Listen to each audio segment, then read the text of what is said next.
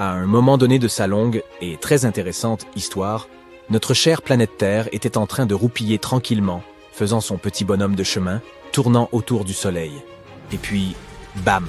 La vie commence à s'emballer. Les plantes et les animaux se mettent à se pavaner, dévoilant toute leur complexité. Un peu plus tard, il y a environ 65 millions d'années pour être exact, une catastrophe cosmique se produit. C'est du moins ce que nous supposons. Un astéroïde s'est probablement écrasé sur la Terre, anéantissant les dinosaures et un tas d'autres grands animaux. Nous n'avons pas beaucoup plus de détails sur l'astéroïde en question. Mais nous savons qu'il était extrêmement massif et qu'il s'est écrasé sur notre précieuse planète, créant un chaos poussiéreux qui s'est répandu partout. Aujourd'hui encore, on trouve des vestiges de cette couche de poussière dans les roches sédimentaires. Si tu creuses en dessous, tu y découvriras tout un tas de fossiles. Ces créatures préhistoriques menaient la grande vie avant que l'astéroïde ne vienne gâcher la fête. Imagine que la planète fasse le ménage, laissant un tas d'espaces vides qui n'attendent que d'être remplis. Et devine qui a profité de l'occasion ? Les mammifères pardis. Ces petites créatures à fourrure se sont faites connaître. Mais comment se fait-il que cette catastrophe ait été une si belle opportunité pour eux ? C'est assez simple, en fait. En l'absence de persécuteurs, ils ont grandi, se sont multipliés et ont vu leur population s'étendre. Toutes sortes de mammifères se sont joints à eux pour combler les vides. Primates, rongeurs, bref, toute la bande à fourrure. Nous parlons ici de mammifères placentaires, de marsupiaux et même de mammifères pondant des œufs, ce qui ajoute une sérieuse touche de variété au mélange. Nous aimons considérer les primates comme nos plus proches parents sur Terre. Quelle est leur histoire ? Il y a environ 63 millions d'années, quelques millions d'années après la dernière danse des dinosaures, les primates ont décidé qu'il était temps de se réunir en famille. Ils se sont divisés en deux groupes. Les haplorhiniens, qui sont devenus les petits et les grands singes que nous connaissons aujourd'hui, et les strepsirrhiniens, qui sont devenus les lémuriens et les aï-aï. La fête ne s'est pas arrêtée là. Il y a environ 58 millions d'années, les haplorhiniens ont entamé leur propre petite mission. Un invité spécial, le tarsier, a fait son entrée en scène. Avec ses grands yeux parfaits pour toutes sortes de manigances nocturnes. Le tarsier a choisi un chemin différent de celui de ses parents primates, embrassant sa niche unique et évoluant à l'écart. Aujourd'hui encore, le tarsier est le seul primate à se nourrir exclusivement de viande. Ces petits bonshommes ont un goût prononcé pour les insectes, les petits oiseaux, les rongeurs et même les lézards. Mais ce n'est pas tout ce qui les rend uniques. Leurs yeux sont 2 fois plus grands que leur cerveau. Leur tête peut aussi effectuer une pirouette de 180 degrés, comme un hibou. Grâce à leurs caractéristiques, les tarsiers sont les véritables rois et reines de la nuit. Grâce à leur super pouvoir de repérage des ultrasons, ils peuvent détecter leur proie instantanément. De plus, leurs pattes et leurs pieds sont tels des ressorts, toujours prêts à les faire bondir. Ils possèdent un os spécial de la cheville, le tarse, qui leur permet d'effectuer des sauts de proportions épiques. D'où leur nom, si tu te posais la question. Mais laissons ces petites créatures se reposer et revenons à notre histoire. Il y a environ 55 millions d'années, la Terre a monté le thermostat, littéralement. Cette chaleur s'est avérée un peu trop difficile à supporter pour de nombreuses créatures et plantes des profondeurs de l'océan, et elles ont tiré leur révérence.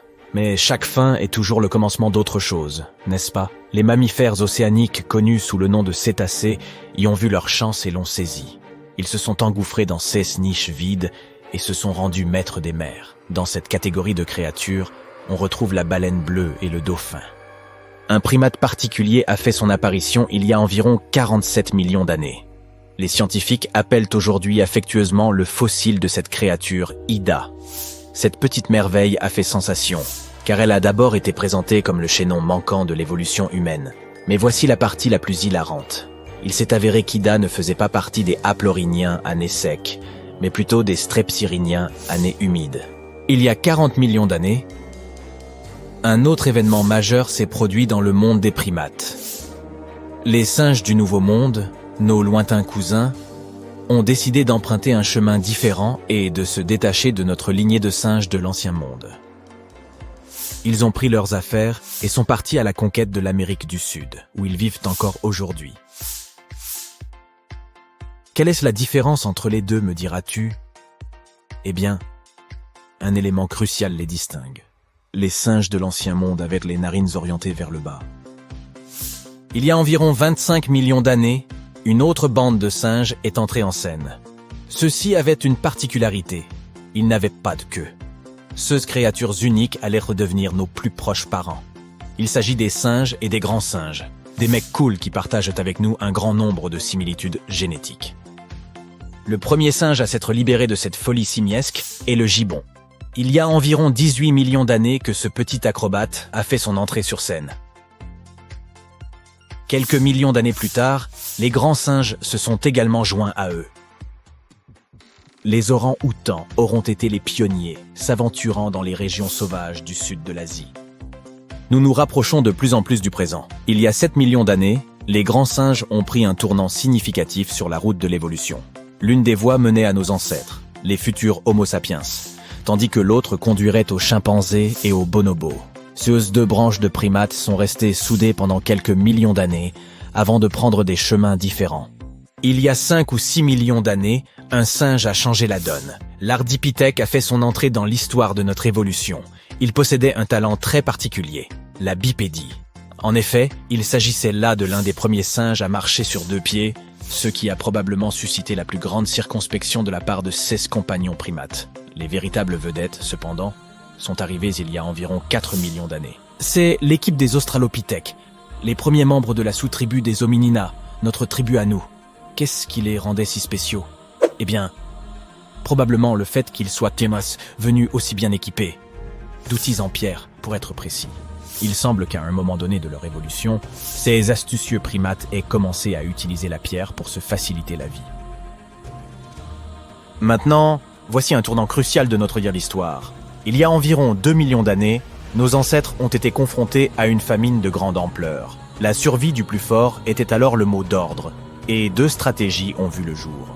Le premier groupe a opté pour des mâchoires plus puissantes, ce qui lui a permis de mâcher des aliments coriaces comme les noix. Le second groupe a eu une toute autre idée. Il a opté pour des mâchoires plus faibles, mais des cerveaux plus gros.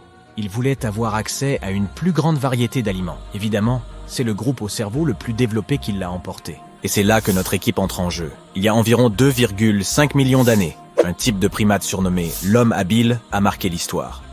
Ces créatures intelligentes avaient un plus gros cerveau et savaient comment utiliser ces neurones à bon escient. Puis, il y a environ 1,9 million d'années, une nouvelle étoile est apparue au firmament, l'Homo erectus. Ces créatures ne se contentèrent pas de marcher debout.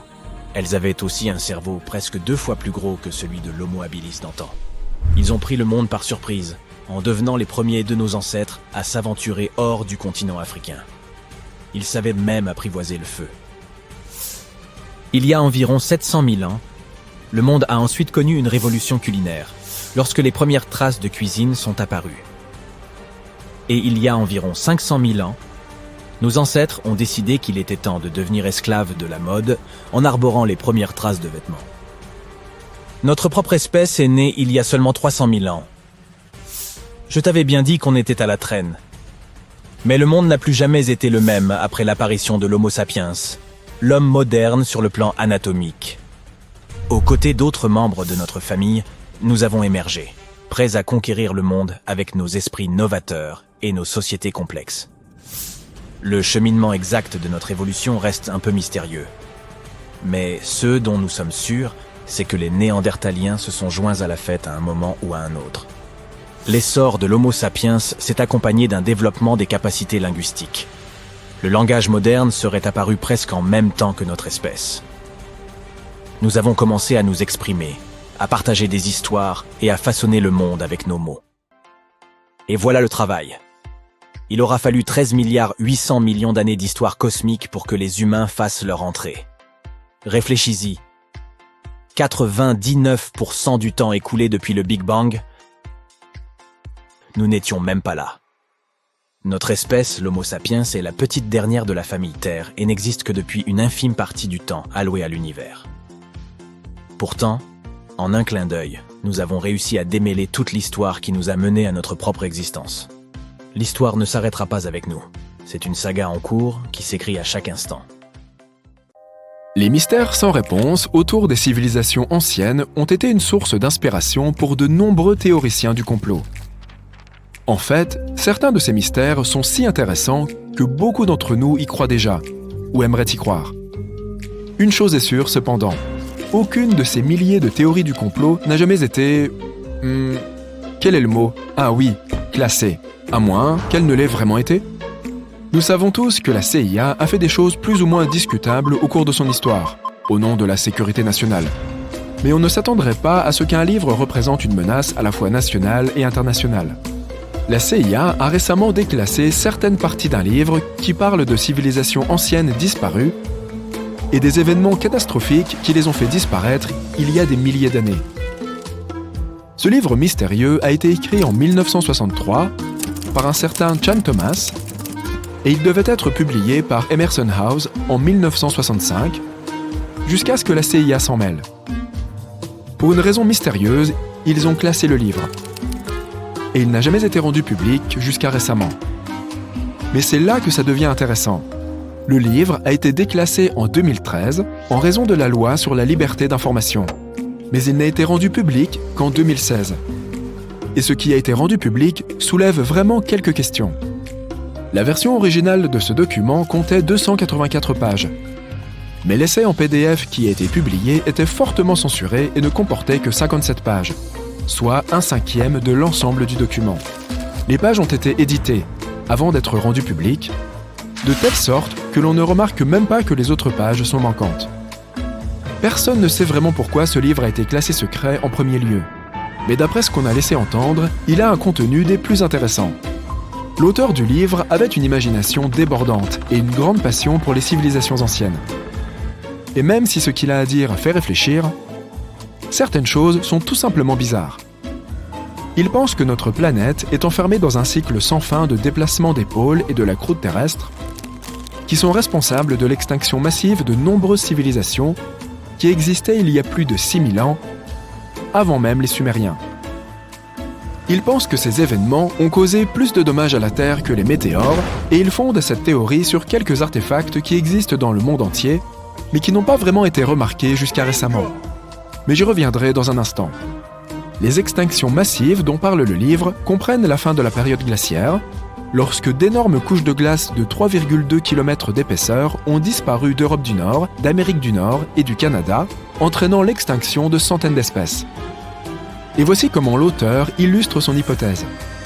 Il pense qu'il y a eu un déplacement des pôles géomagnétiques qui a provoqué des changements catastrophiques dans l'atmosphère et la croûte terrestre, entraînant l'extinction de nombreuses civilisations au fil du temps.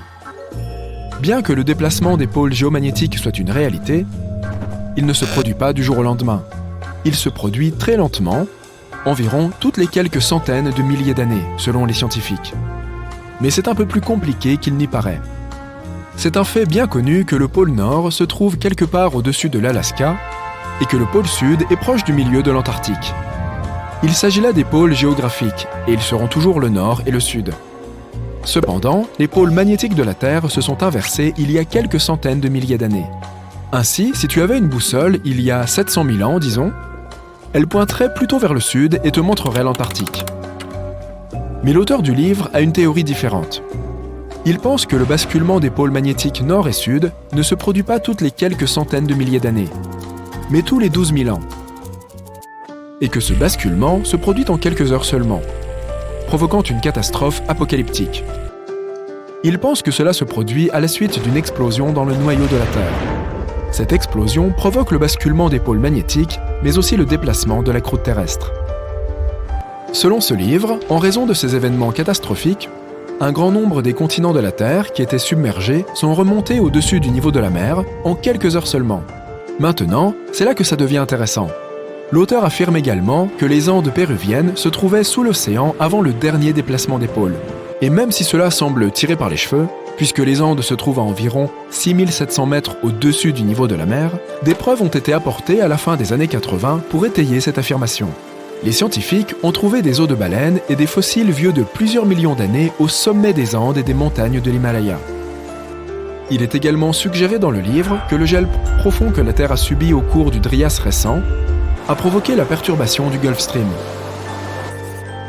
Des mammouths gelés ont été retrouvés piégés dans des blocs de glace, avec de la nourriture encore dans la bouche. il s'agit là d'un véritable mystère, car ils étaient rompus au froid glacial. Et ils faisaient partie des rares animaux qui pouvaient vraiment survivre à l'ère glaciaire. Alors, qu'est-ce qui a pu les faire geler si rapidement? Ouais, de quoi se gratter la tête, pas vrai? Le document décrit également la grande pyramide de Gizeh comme une véritable énigme. La pyramide de Gizeh est composée de 2,5 millions de blocs de pierre, placés les uns sur les autres avec une grande précision. Elle mesure près de 230 mètres de large et plus de 137 mètres de haut.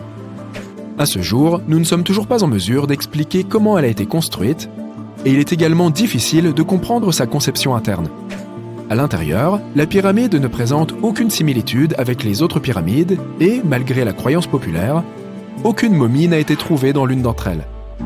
Si tu trouves ça un peu bizarre, attends le prochain scoop.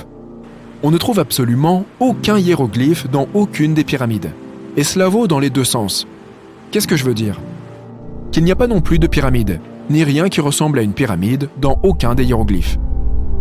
Monsieur Thomas pense que les pyramides ont été créées des centaines de milliers d'années avant les Égyptiens, par une civilisation qui s'est éteinte. En parlant de civilisation, dans son livre, il mentionne même les Grecs. Il affirme qu'en Grèce, il existait une autre ancienne race d'humains qui s'est également éteinte. Il affirme qu'ils étaient extrêmement grands, aux yeux bleus et aux cheveux blonds, et qu'ils avaient accès à des technologies avancées que les Grecs ne pouvaient même pas connaître à leur apogée. Avant de nous éloigner des blocs de pierre, parlons d'un autre mystère. Le temple de Bacchus, à Baalbek, au Liban, et ses gigantesques blocs de fondation. Ces pierres, qui constituaient Héliopolis, ont également été utilisées pour le temple de Rome. Les fondations des temples sont faites de pierres trilithes de 900 tonnes. Et, selon l'auteur, c'est la preuve qu'il devrait exister une ancienne civilisation perdue avec une technologie plus qu'avancée. La plupart des archéologues affirment que ces pierres ont été taillées par les Romains. Cependant, il n'y a aucune preuve pour étayer cela. Les Romains n'avaient pas l'équipement technologique pour fabriquer de telles pierres ou les soulever. Tu peux donc te demander, et s'ils les avaient simplement façonnées sur place?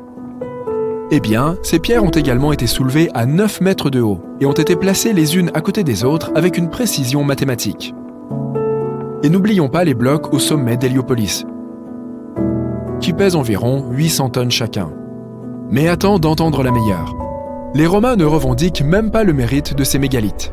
Ils prétendent avoir bien construit les côtés, mais ils ne s'attribuent aucun éloge pour ces pierres de fondation extraordinairement grandes et lourdes.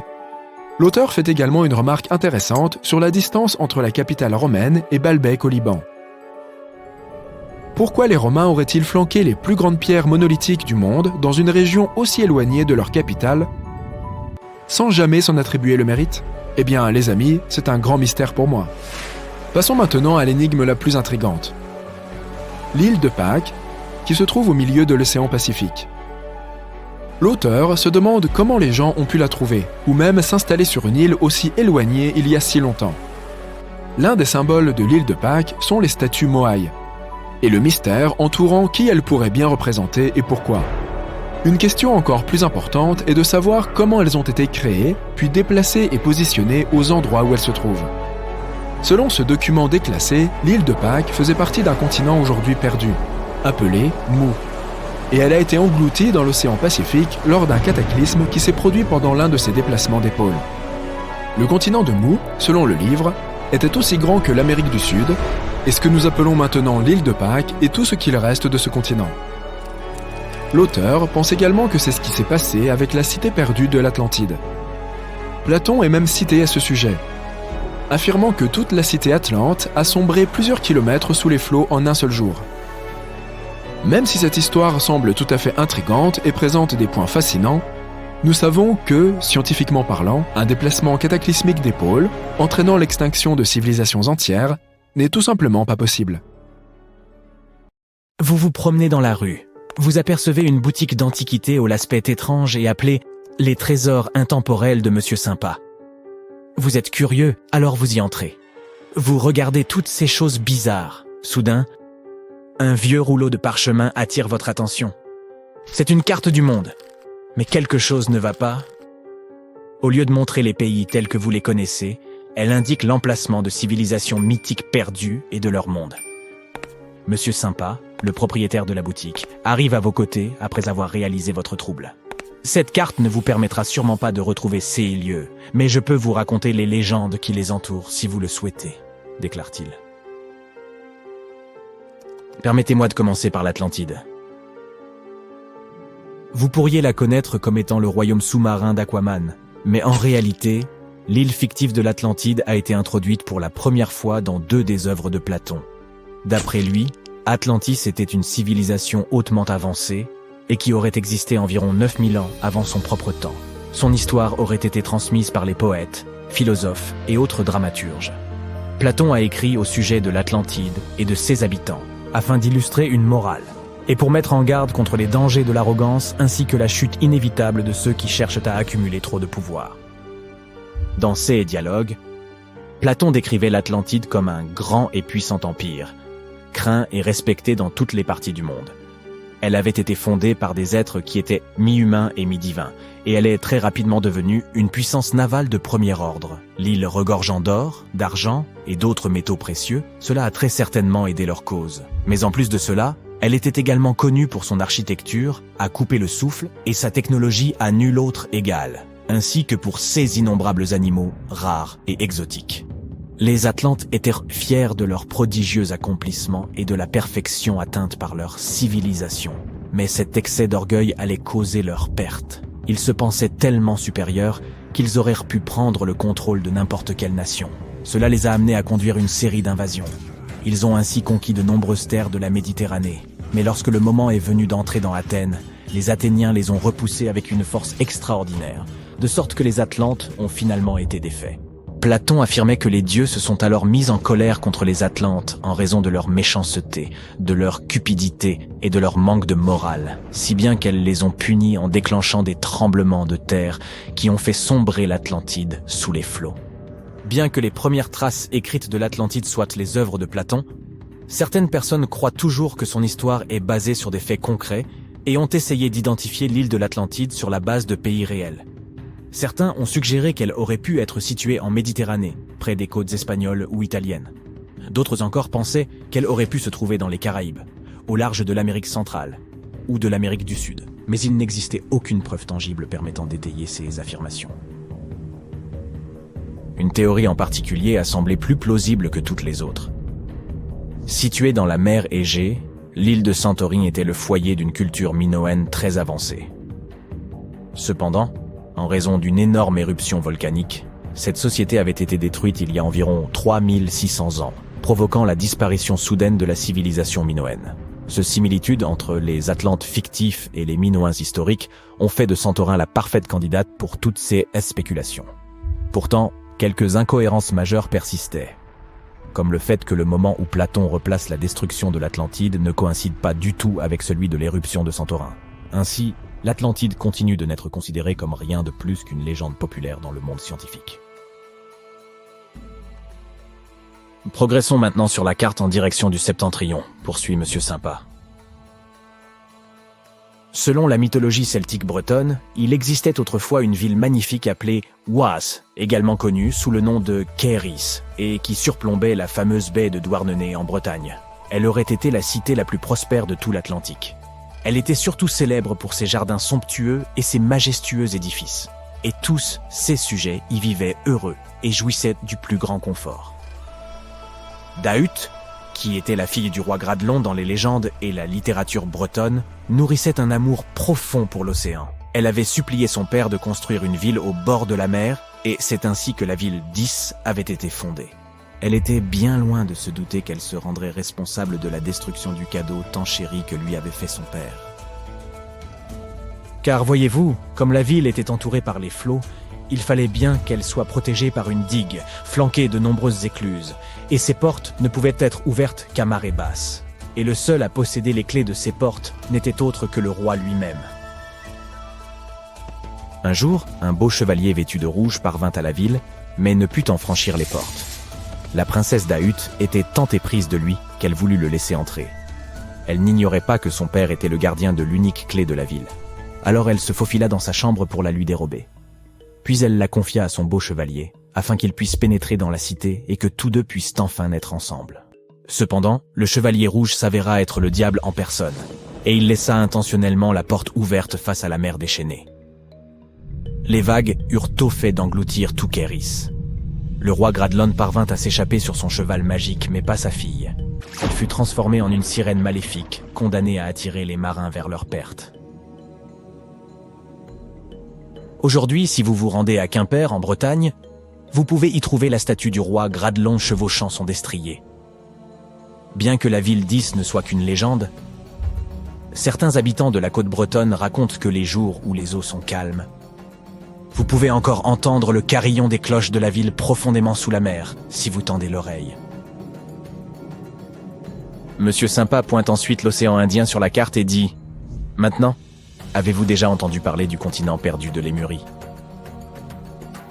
Au milieu du 19e siècle, quelques savants ont suggéré qu'il existait autrefois un continent dans l'océan Indien, quelque part près du sud de l'actuel Sri Lanka. Le premier à populariser cette théorie aura été l'avocat britannique et zoologiste Philip Lutley Sclater. Dans son article « Les mammifères de Madagascar », il a prétendu avoir retrouvé des fossiles de lémurs en Inde plutôt qu'en Afrique. Cependant, cette découverte était proprement bouleversante pour lui, eu égard au fait que la terre d'origine des lémurs, Madagascar, se trouvait beaucoup plus proche de l'Afrique.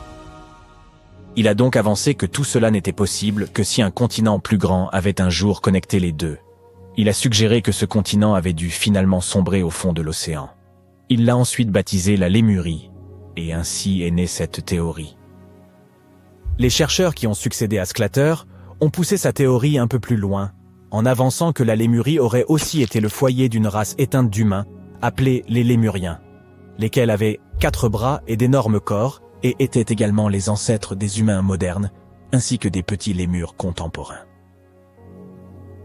Bien entendu, au fur et à mesure que de nouvelles découvertes scientifiques ont été faites sur la tectonique des plaques, l'évolution des espèces et l'étude de l'ADN, les théories concernant le continent fictif de Lémurie ont été réfutées. La dernière terre de légende sur notre carte est Agartha, annonce Monsieur Sympa.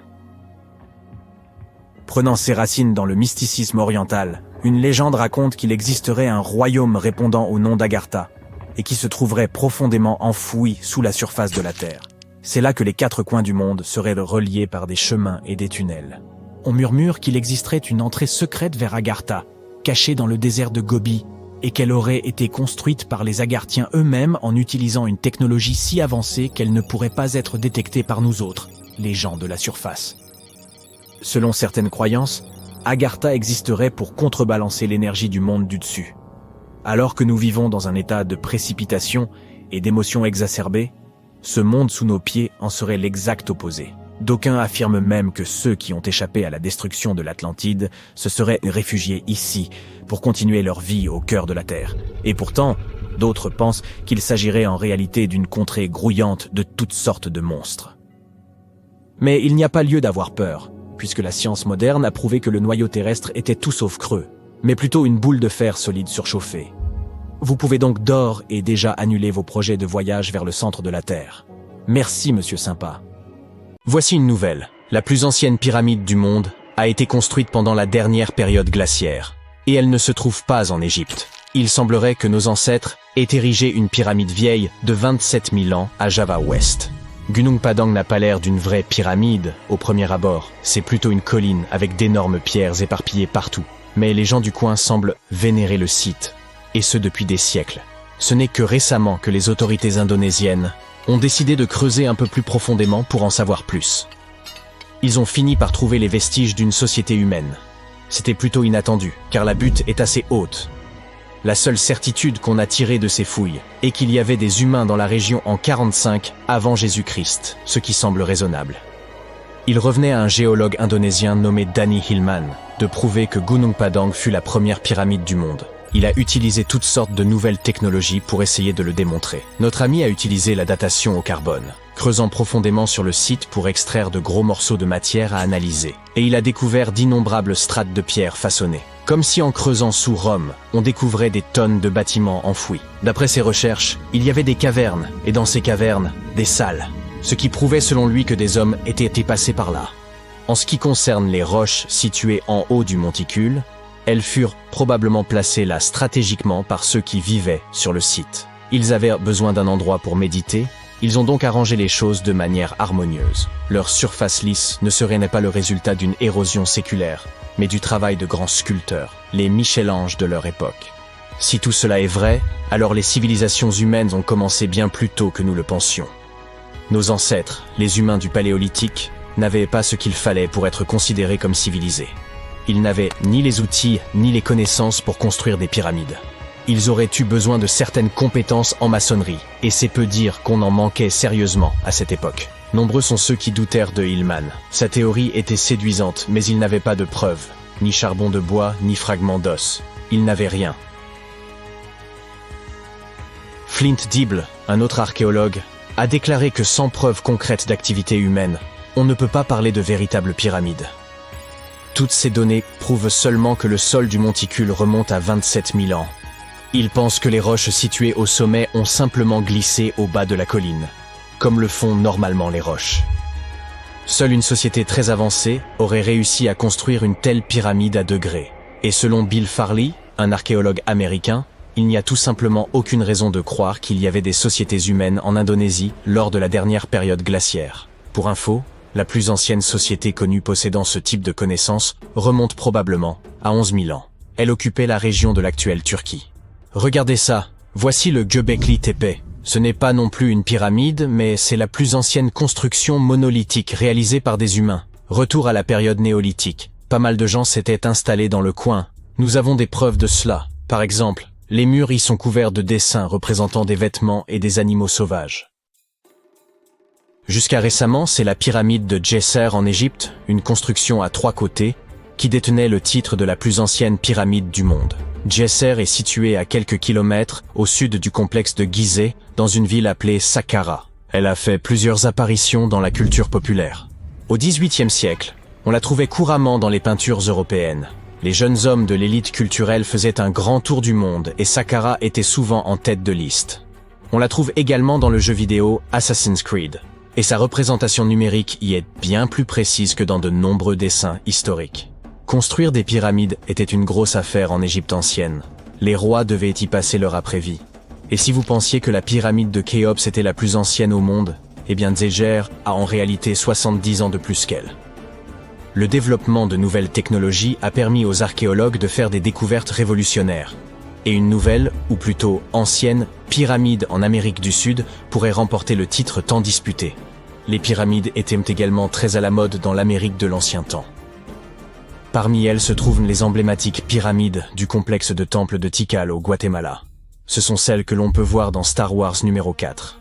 Mais pour trouver la plus ancienne pyramide des Amériques, il faut voyager au Pérou. Au plus profond du désert péruvien, des archéologues sont tombés sur une vaste métropole ancienne connue sous le nom de Caral. Au début, ils ont pensé que le site était assez récent, car sa complexité aurait demandé un développement technologique que les anciens ne possédaient pas. Comme nous l'avons dit, Caral est situé dans le désert, comme Las Vegas, mais sans tout le bling-bling. L'accès à l'eau y est donc difficile. Et pour que des villes comme celle-ci prospèrent, il faut un système d'irrigation considérable, d'où la nécessité de technologies complexes. Les Péruviens nous ont vraiment surpris avec cette découverte. Leur site était immense, avec un amphithéâtre, des maisons et des bâtiments religieux. L'ensemble s'étendait probablement sur 150 hectares. Et lorsque les scientifiques ont testé leur hypothèse initiale en utilisant la datation au radiocarbone, ils ont découvert que la ville avait probablement vu le jour vers 2027 avant notre ère. Sur le site, les archéologues ont trouvé 6 pyramides qui pourraient éventuellement être antérieures à celle de Saqqara. D'après ce qu'on sait, 2 civilisations coexistaient à cette époque, dans des parties opposées du monde. Mais comme les chercheurs ne peuvent pas préciser l'âge exact des pyramides de Caral, il est assez difficile de savoir quelle civilisation a terminé sa pyramide en premier. Si seulement nous avions une boule de cristal. Il se trouve que la forme d'une pyramide est quelque chose que la nature peut produire toute seule. Ce qui a de quoi pas mal déconcerter les humains modernes. Un exemple classique est le site japonais de Yonaguni, également connu sous le nom de l'Atlantide du Japon. Le monument dans son ensemble fait environ la taille de 5 terrains de football et s'élève aussi haut qu'un bâtiment de 5 étages. Les explorateurs et les scientifiques pensent que Yonaguni remonte à 10 000 ans. Pour le plus grand géologue marin du Japon, le professeur Masaki Kimura, Yonaguni est le patrimoine d'une civilisation perdue. Kimura a plongé plus d'une centaine de fois au cours des 10 dernières années pour explorer ces ruines. Selon lui, on y trouve des signes clairs d'activité humaine. Regardez cette piscine en forme de triangle sur la surface du monument. Kimura pense que c'est une preuve réelle de la présence humaine, car cette concavité triangulaire est un symbole historique des fontaines d'eau de la région. Comme c'est souvent le cas, tous les scientifiques ne sont pas du même avis. Pour beaucoup, Yonaguni est probablement le résultat de milliers d'années d'érosion.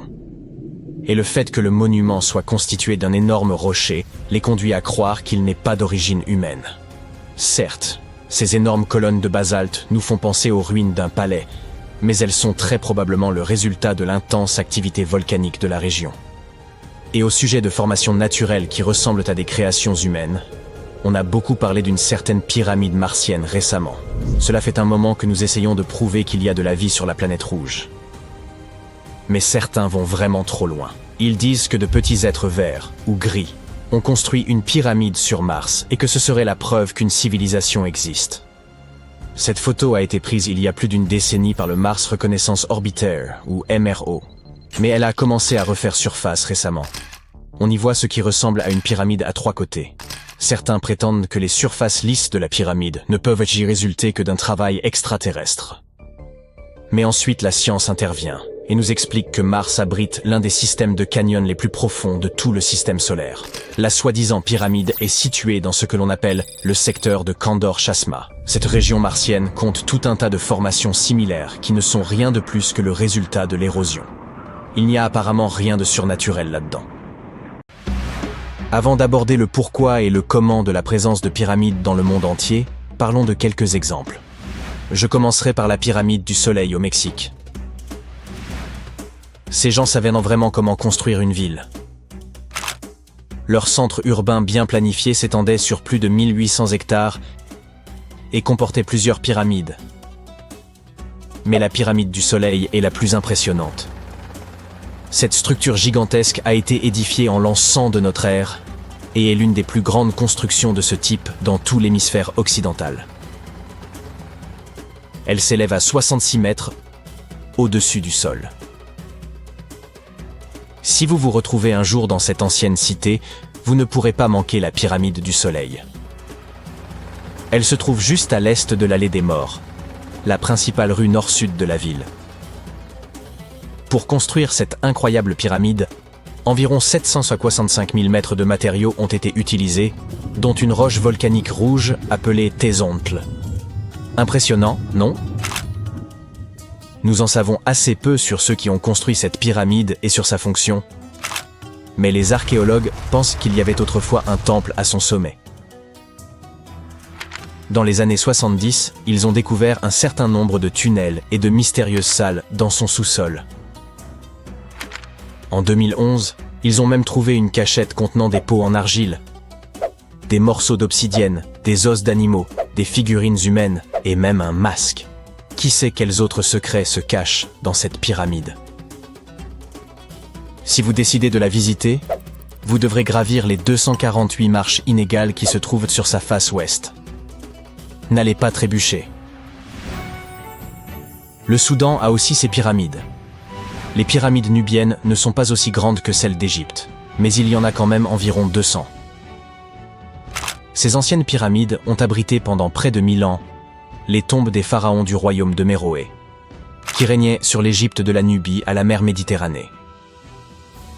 Les pyramides de Méroé ont été construites en granit et en grès rougeâtre. Et saviez-vous que le Soudan possède plus de pyramides anciennes que l'Égypte? Les pyramides couchites témoignent de l'architecture indigène et des traditions funéraires des royaumes de Napata et de Méroé en Nubie, que l'Égypte ancienne a influencé. Méroé, où ont été enterrés plus de 40 reines et rois, est le site pyramidal nubien le plus étendu. Les murs des tombes représentent des rois momifiés parés de bijoux, leurs coffrets en bois contenant des arcs, des carquois de flèches et d'autres objets témoignant des relations et des échanges commerciaux avec les civilisations égyptiennes et grecques. Si vous souhaitez explorer des tombes anciennes, Vous pouvez donc éviter les foules en Égypte et vous rendre au Soudan. Envolons-nous vers l'Irak à la découverte d'autres pyramides. Les ziggourats sont composés de strates successives et de temples étagés. Au lieu de murs lisses et droits, elles ont des étages, comme des gâteaux, qui permettaient la réalisation de travaux et la tenue de rituels importants. Ces structures imposantes sont disséminées dans tout l'Irak et l'Iran. Elles témoignent de la puissance et des compétences des peuples qui les ont construites. L'une des plus grandes et des plus impressionnantes ziggourats est celle d'Ur. Il s'agit d'une pyramide rectangulaire géante de 20 à 30 mètres de haut, surmontée de 3 niveaux de terrasse et d'un temple. Pouvez-vous imaginer le nombre de briques cuites qu'il a fallu pour construire cet édifice ? 720 000 pour la seule partie inférieure. Cette ziggourate a été construite pour le roi sumérien Ur-Namma. Comme les autres, elle existe depuis des milliers d'années, ce qui explique qu'elle ait été un peu malmenée. Heureusement, le roi babylonien Nabuchodonosor II et quelques archéologues sont venus à sa rescousse, respectivement au 6e avant notre ère et au 20e siècle. Aujourd'hui, elle se trouve près de la base aérienne de Talil. La ziggourate d'Ur a été construite en 2100 avant notre ère par le roi Ur-Namma pour le dieu de la lune Nanna. C'était le plus haut bâtiment de la ville et on pouvait le voir à des kilomètres à la ronde. Il ressemblait à la flèche d'une cathédrale médiévale. Les gens y apportaient leur surplus agricole et obtenaient leur lot de nourriture en retour, mais c'était aussi un lieu spirituel. Malheureusement, le temple de Nanna, situé au sommet de la ziggourate, n'a pas survécu, mais nous possédons quelques briques bleues, vernissées, qui pourraient avoir fait partie de son décor. Les parties inférieures de la ziggourate sont tout de même étonnantes. Les architectes ont même percé des trous dans l'extérieur du temple pour permettre à l'eau de s'évaporer. Maintenant que nous avons exploré quelques-unes des pyramides de notre planète, élargissons notre perspective. On en trouve dans de nombreuses régions du monde. L'Égypte compte plus de 100 pyramides. Le Soudan en a le double, et des dizaines d'autres sont disséminées au Moyen-Orient et en Chine. Mais c'est en Amérique que l'on trouve le plus grand nombre de pyramides. Il y en a plus là-bas que dans toutes les autres parties du monde réunies.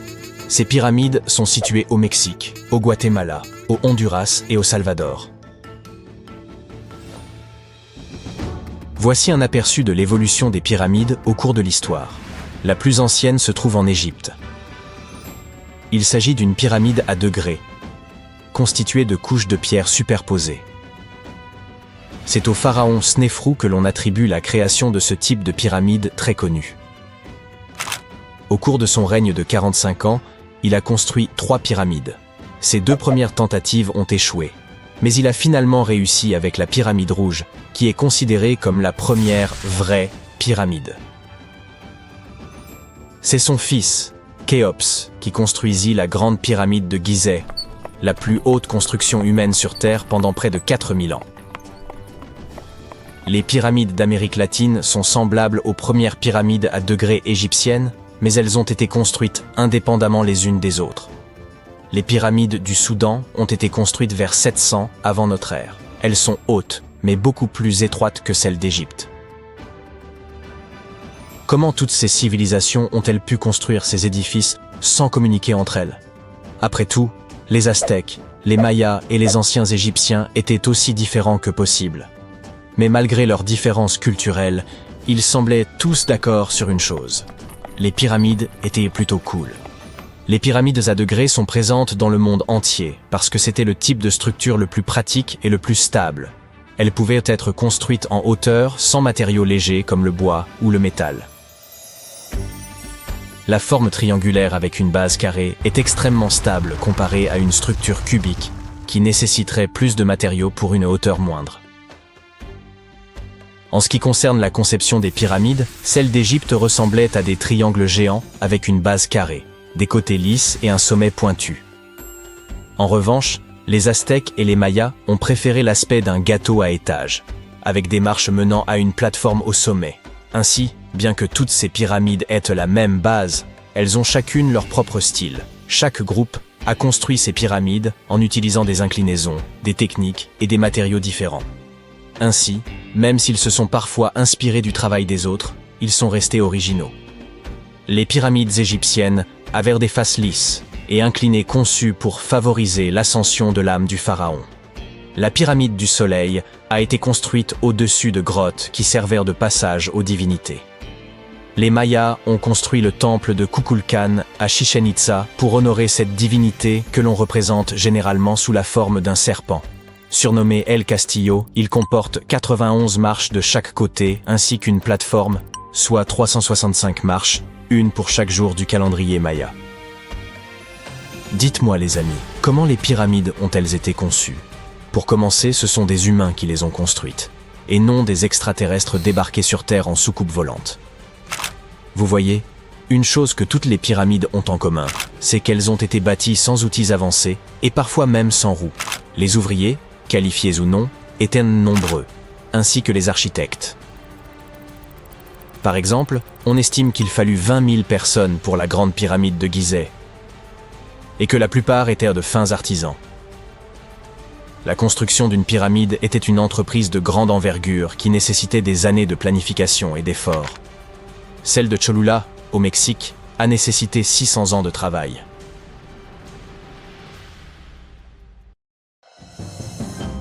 Il existe un site archéologique remarquable près de Saint-Louis, dans le Missouri, dont peu de personnes ont entendu parler. Nommé Cahokia, il fut jadis une métropole florissante abritant jusqu'à 2000 habitants au cours du XIe siècle.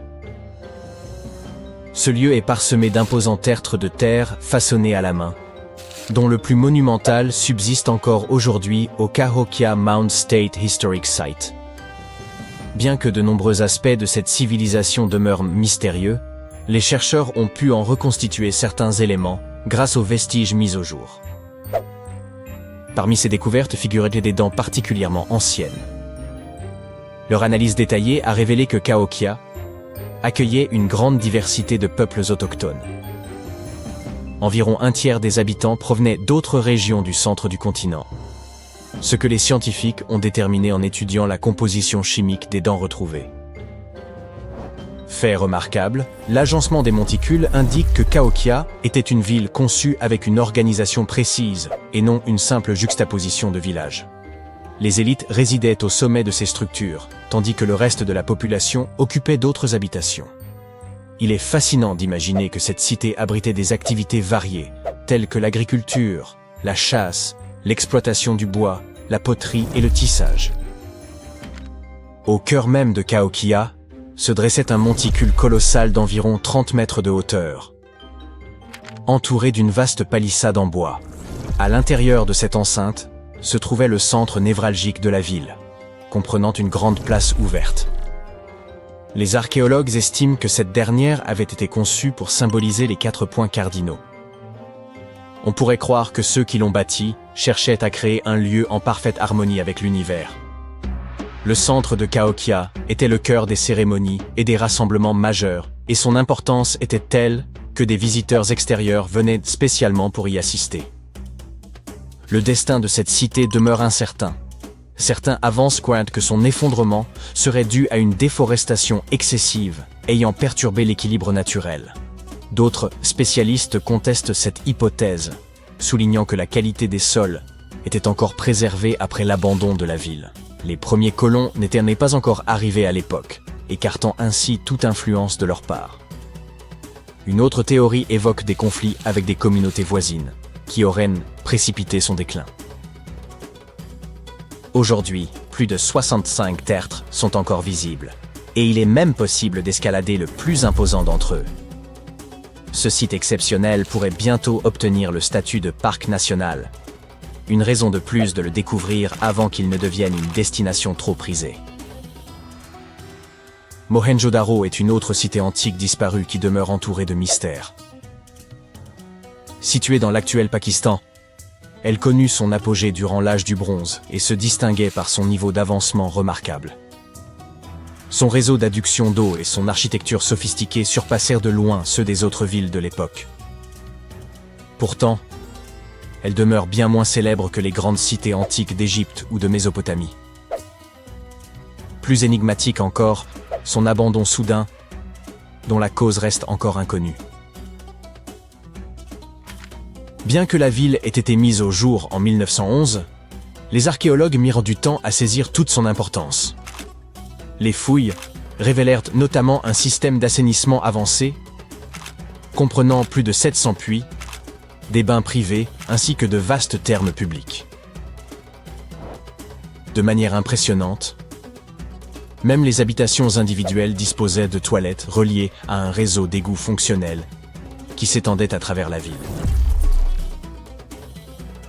Mohenjo-Daro était également un centre commercial dynamique, produisant des poteries raffinées, des bijoux et des figurines qui s'exportaient à travers toute la région. Malgré cette sophistication, la raison de son abandon reste inconnue. Certains suggèrent que des changements dans le cours du fleuve Indus auraient pu être un facteur déterminant. Quant aux inscriptions laissées par ses habitants, elles restent indéchiffrables, même pour les experts les plus aguerris, compliquant encore davantage la reconstitution de son histoire. Avez-vous déjà entendu parler du village perdu de Kolmanskop? Autrefois, il s'agissait d'une petite colonie établie au cœur du désert du Namib. Selon la légende, elle tiendrait son nom d'un certain Coleman, qui se serait enlisé dans les dunes avant de disparaître à jamais. Toutefois, ce n'est pas là l'aspect le plus curieux. En 1908, un cheminot découvrit une pierre brillante et la montra à son chef d'équipe, qui s'avéra être un minéralogiste amateur. Après analyse, ils réalisèrent qu'il s'agissait d'un diamant. Rapidement, Kolmanskop devint la ville la plus prospère d'Afrique et l'un des endroits les plus riches au monde. On y trouvait de luxueuses maisons, une école, un hôpital et même une usine à glace destinée à approvisionner les garde-manger.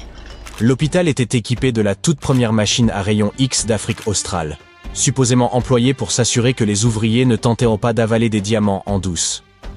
Mais dès la fin des années 20, la découverte d'un autre gisement diamantifère à proximité entraîna le déclin de Kolmanskop. Peu à peu, ses habitants partirent en quête de nouvelles opportunités, laissant derrière eux une ville déserte. En 1938, l'ensemble des équipements industriels fut déplacé vers le sud, condamnant Kolmanskop à l'oubli. Son dernier habitant quitta les lieux entre 1956 et 1960.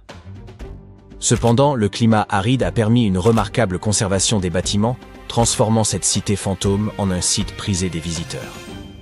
Vous avez certainement entendu parler du Machu Picchu, cette fascinante cité antique située au Pérou.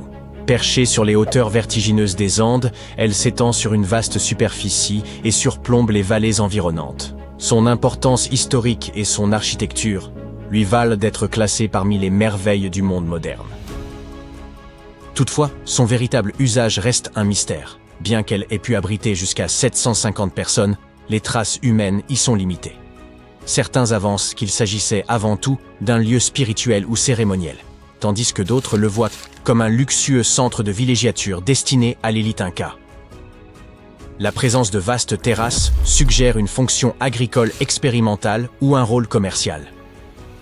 Une autre hypothèse, plus surprenante, évoque l'éventualité d'une prison en raison de la découverte d'un espace ressemblant à une cellule.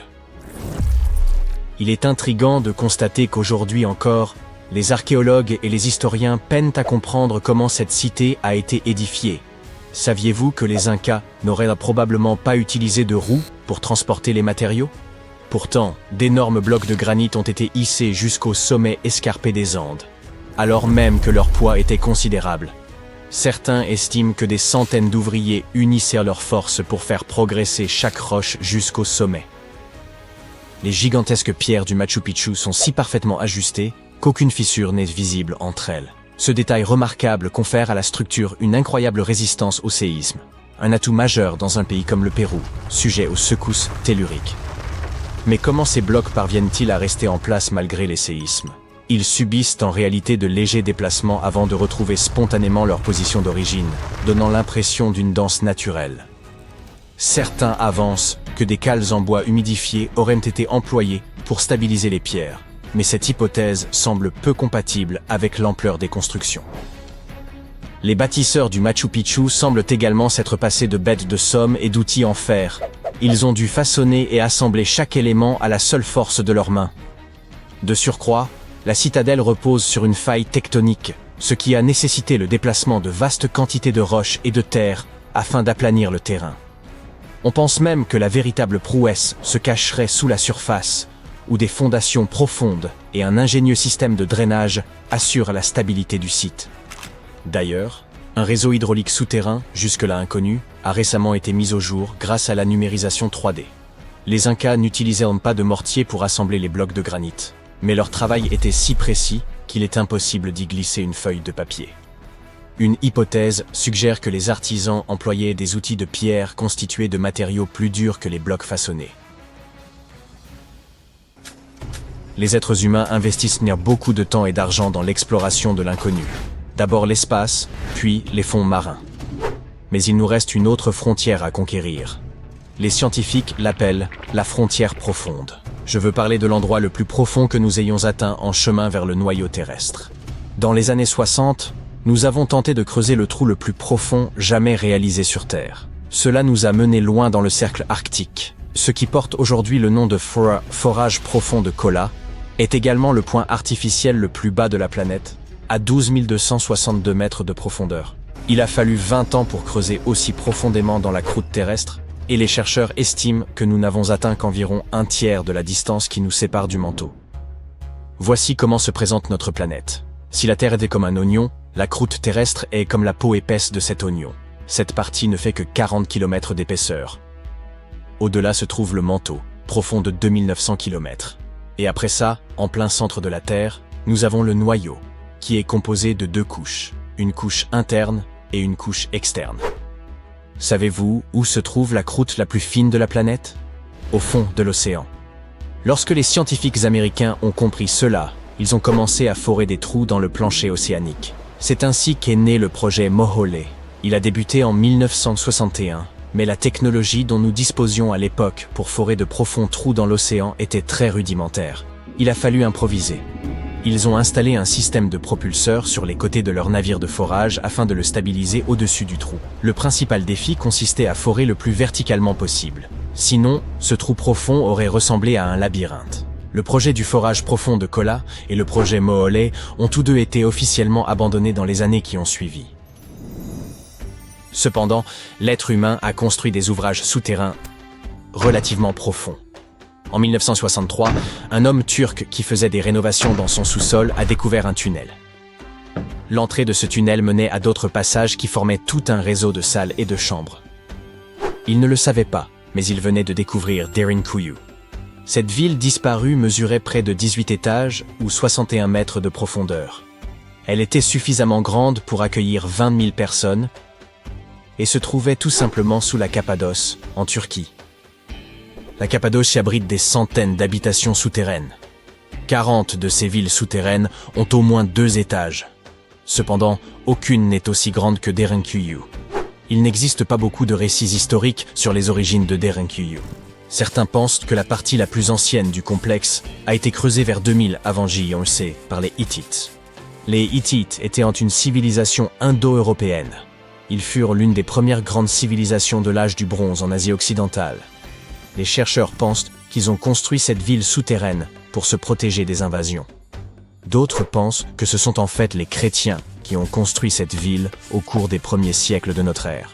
Selon eux, elle aurait été construite pour protéger les habitants des variations de température extrêmes, chaleur intense en été et froid glacial en hiver. D'un point de vue géologique, le terrain sous la Cappadoce est idéal pour la construction. Les roches sont tendres, ce qui facilite le forage de tunnels. Pour cette même raison, les grandes cavités souterraines sont fragiles. C'est pourquoi la plupart des salles sont soutenues par des piliers. Heureusement, aucun des sols de Derinkuyu ne s'est jamais effondré. Les bâtisseurs de Derinkuyu avaient tout prévu. La ville était isolée du monde par d'énormes rochers qui dissimulaient son entrée. Elle était ventilée par plus de 15 000 puits d'aération d'environ 10 cm de large. Cela garantissait une ventilation suffisante dans les niveaux supérieurs, qui finirent par être utilisés comme pièces à vivre et chambres à coucher. Les niveaux inférieurs de cet impressionnant labyrinthe servaient principalement à l'entreposage. Mais à vrai dire, rien ne manquait.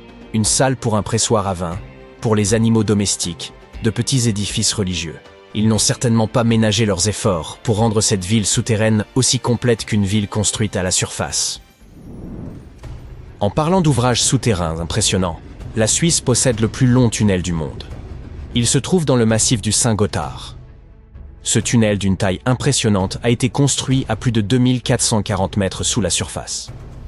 Voici à quoi ressemble le tunnel du Saint-Gothard. L'idée de sa construction fut avancée dès 1947. Mais les travaux ne commencèrent officiellement qu'en 1999. Il a fallu des années pour approuver le projet, puis trouver l'emplacement idéal. Malgré cela, les 73 types de roches différents qui composent le massif ont fait de cette construction un véritable défi. Certaines roches étaient aussi dures que du granit, d'autres aussi tendres que du grès. Il a donc fallu adopter différentes approches et utiliser différents équipements pour que l'ensemble ne s'effondre pas. Au total, environ 28 millions de tonnes de roches ont dû être excavées pour permettre l'aménagement du tunnel. Un chantier à une telle profondeur souterraine a posé de nombreux défis. Plus les ouvriers s'enfoncèrent dans la montagne, plus la température augmentait. En l'absence de ventilation naturelle, la température pouvait grimper jusqu'à 46 degrés Celsius, rendant les conditions de travail très difficiles. Le tunnel s'étend sur 56 km d'un bout à l'autre. Pendant la construction, il a fallu utiliser 4 énormes tunneliers, également appelés taupes, pour percer le massif. Chacune de ces taupes mesurait environ 426 mètres de long. Mais c'était l'une des meilleures solutions, car ces machines limitent les perturbations du sol environnant et permettent d'obtenir des parois lisses. Saviez-vous que le sous-sol le plus profond du monde se trouve sous l'Opéra de Sydney, en Australie? Le bâtiment s'enfonce autant sous terre qu'il s'élève au-dessus du sol. Mais ce sous-sol ne sert pas uniquement de fondation à l'Opéra. Il s'agit en fait d'un parking. Ce parking unique s'enfonce à 36 mètres sous terre, soit 12 étages de profondeur, alors que les parkings ne comptent généralement que 4 ou 5 étages. Mais ce n'est pas tout ce qui le rend unique. En effet, s'ils avaient décidé de construire un parking rectangulaire classique, ils auraient perdu une multitude de places de stationnement. Comme ils souhaitaient optimiser l'espace disponible, ils ont dû imaginer une structure exceptionnelle.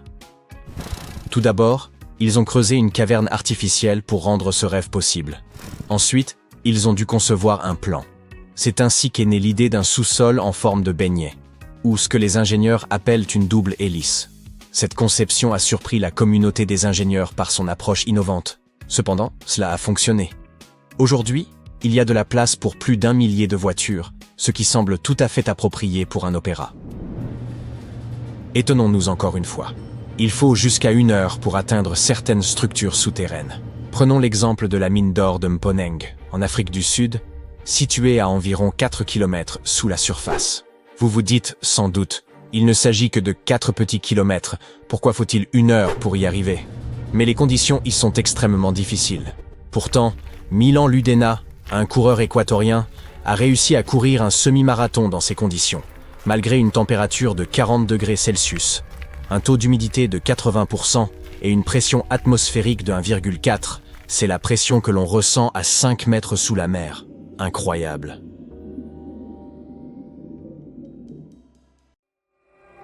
Imaginez-vous en train de traverser un désert à pied. Il fait chaud, vous avez terriblement soif et pour couronner le tout, il vous faut contourner ce mur. Un mur au milieu d'un désert aride et sans vie. Exactement, un mur dans le nord du désert saoudien. Les archéologues viennent de faire une découverte extraordinaire, et il ne s'agit pas d'un simple mur. Non, il s'agit de toute une ville antique fortifiée qui pourrait dater de l'an 2400 avant notre ère. Ils pensent que cet endroit abritait environ 500 personnes et qu'il a pu être habité pendant 1 millénaire. C'est une découverte capitale, car cela signifie que cette région était peut-être beaucoup plus avancée que l'on ne le pensait. La ville était bien organisée, avec différentes zones d'habitation, des tours et des murs solides pour la protection des habitants, ainsi que différentes sections pour toutes sortes d'activités quotidiennes. Cette ville antique, que l'on appelle aujourd'hui Al-Natar, était une ville oasis, et grâce à elle, nous avons un aperçu de ce qu'était la vie dans ce désert il y a des milliers d'années. Apparemment, les différentes zones étaient bien séparées. Il y avait des quartiers résidentiels, un cimetière, des terres agricoles et même un centre-ville. Cette ville oasis, située dans la région de Khaybar, constitue la première grande colonie organisée du 2e ou 3e millénaire avant notre ère découverte par les chercheurs dans le nord-ouest de l'Arabie. Les premières études nous montrent que cette ville, qui s'étendait sur environ 2300 mètres carrés, comprenait plusieurs quartiers, dont un quartier résidentiel, un cimetière et un quartier judiciaire avec des tribunaux. Les maisons étaient disposées en rangées bien ordonnées, toutes reliées par de petites routes. Ces rues séparaient le quartier résidentiel du reste de la ville. À l'époque, la plupart des habitants de cette région étaient des éleveurs nomades, en perpétuel mouvement. Cependant, les archéologues sont convaincus que pendant l'âge du bronze, le nord-ouest de l'Arabie était parsemé de petites villes fortifiées et d'oasis. Ces villes et oasis reliées entre elles étaient uniques. Elles offraient aux populations la sécurité nécessaire pour vivre, stocker des marchandises et faire du commerce. Elles témoignent des débuts de l'urbanisme et nous suggèrent que c'est à cette époque que les gens ont commencé à s'installer et à organiser leur communauté de manière plus structurée. L'équipe de recherche estime qu'il y avait environ 50 maisons à Al-Nata. Cependant, ce nombre pourrait atteindre 70 à mesure que les fouilles avancent. On pense que quelques centaines de personnes vivaient là. L'un des aspects les plus remarquables est sans doute que certaines maisons comptaient jusqu'à 3 étages. Construite sur une pente près de 2 routes commerciales importantes, cette ville bénéficiait d'un emplacement privilégié. L'un des aspects les plus impressionnants de cet endroit est son approvisionnement en eau. L'oasis disposait de sources et d'aquifères, des sources d'eau souterraines, ce qui en faisait un endroit idéal pour l'agriculture. Grâce à ces réserves d'eau, les habitants pouvaient cultiver leur propre nourriture et être relativement autonomes. Les murs d'enceinte servirent probablement à contrôler l'accès à la ville et à ses ressources. Ce mode de vie sédentaire constituait un changement impressionnant par rapport à l'existence nomade des populations précédentes. Ce fut le début d'un mode de vie dit agro-pastoral, soit un mélange d'agriculture et d'élevage. Cette théorie est corroborée par la découverte, à l'intérieur de la ville, de tout un ensemble d'outils, des meules, des mortiers et des pilons. Les habitants moulaient leurs céréales afin de préparer leurs repas. Ils se nourrissaient de grains, de viande et de lait provenant de leurs propres élevages. Ces découvertes fascinantes nous montrent que les gens pouvaient subvenir à leurs besoins et qu'ils étaient étonnamment avancés pour l'époque. Grâce à un meilleur accès à l'Arabie saoudite au cours des 2 dernières décennies, les archéologues ont désormais une image beaucoup plus précise de la vie qu'on y menait il y a des milliers d'années. Al-Nata faisait peut-être même partie d'un réseau de villes oasis fortifiées similaires réparties dans toute la région. Grâce à ces sites, nous pouvons à présent savoir comment fonctionnaient les routes commerciales et comment s'organisaient les petites colonies à cette époque dans cette région aride. Cette récente découverte n'est toutefois pas la seule à susciter l'enthousiasme du monde scientifique. Et si nous allions visiter l'Égypte, des archéologues viennent d'y découvrir un trésor antique gréco-égyptien sous les eaux. Ils explorèrent la cité perdue de Tonis Héracléon. Au large des côtes égyptiennes, elle aurait coulé il y a plus de 1000 ans. Cette ville était légendaire. Personne ne savait où elle se trouvait exactement jusqu'à sa redécouverte en l'an 2000. Aujourd'hui, les fouilles avancent et au cours d'une exploration récente, les archéologues ont découvert un trésor composé de nombreux objets en or et en argent. On pense qu'on les utilisait lors du couronnement des nouveaux pharaons. Les chercheurs ont même découvert un ancien temple grec dédié à Aphrodite, ainsi que des armes grecques très anciennes. Frank Gaudio, l'archéologue en chef, a déclaré qu'il était étonnant que ces objets si fragiles aient survécu à la catastrophe qui a détruit l'ancienne ville. À son apogée, Tonis Héracléon était l'une des plus grandes cités portuaires de la Méditerranée. C'était un immense centre culturel et le principal point d'entrée en Égypte pour les navires en provenance de Grèce. Malheureusement, en raison de la montée des eaux, de tremblements de terre et d'un raz-de-marée catastrophique, le sol sous la ville s'est un jour littéralement transformé en boue. La ville entière a alors sombré dans la Méditerranée. Et on l'a oublié jusqu'à ce que l'équipe de Gaudio la redécouvre en l'an 2000. Depuis, plusieurs de ces sites ont été mis au jour et les chercheurs ont pu peu à peu reconstituer son histoire. Si cette cité engloutie ne vous impressionne pas, nous vous emmenons à présent en Amazonie, où une découverte vraiment stupéfiante a été faite. Depuis des siècles, on parle de cités perdues au cœur de la jungle amazonienne, comme El Dorado, qui a attiré tant d'explorateurs espagnols à la grande époque des découvertes. Beaucoup d'entre eux ne sont jamais revenus. Dans les années 1900, un explorateur britannique nommé Percy Fawcett est parti à la recherche de ce qu'il appelait la cité perdue de Z. Et lui aussi a disparu. Aujourd'hui, des scientifiques ont trouvé la preuve que ces cités perdues de l'Amazonie ont bel et bien existé.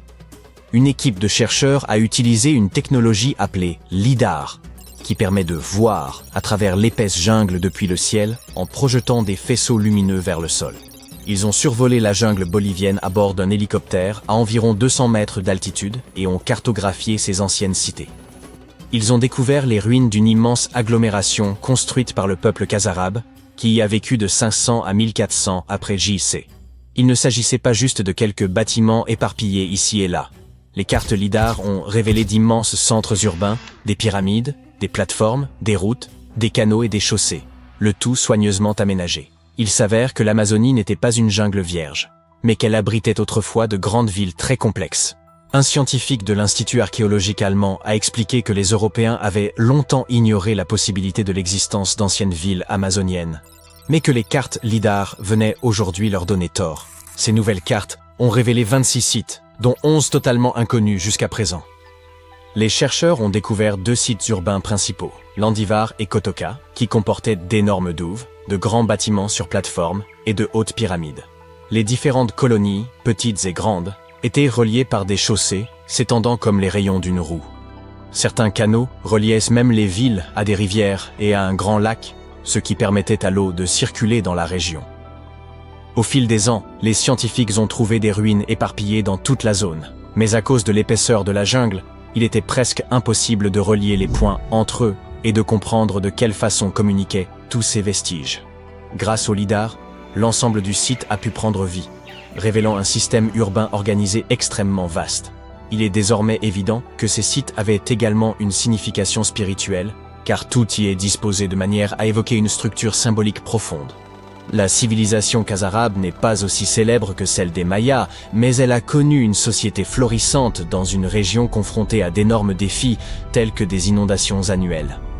Et bien que les Andes voisines possèdent leurs propres sites monumentaux, les Khazarabes ont réalisé quelque chose d'absolument unique. Ils disposaient même de réservoirs pour stocker l'eau, ce qui suggère qu'ils devaient en faire face à des sécheresses occasionnelles, ce qui est assez inhabituel en Amazonie. En réalité, ces terribles sécheresses pourraient nous expliquer pourquoi les Khazarabes ont finalement quitté leur ville vers l'an 1400 de notre ère.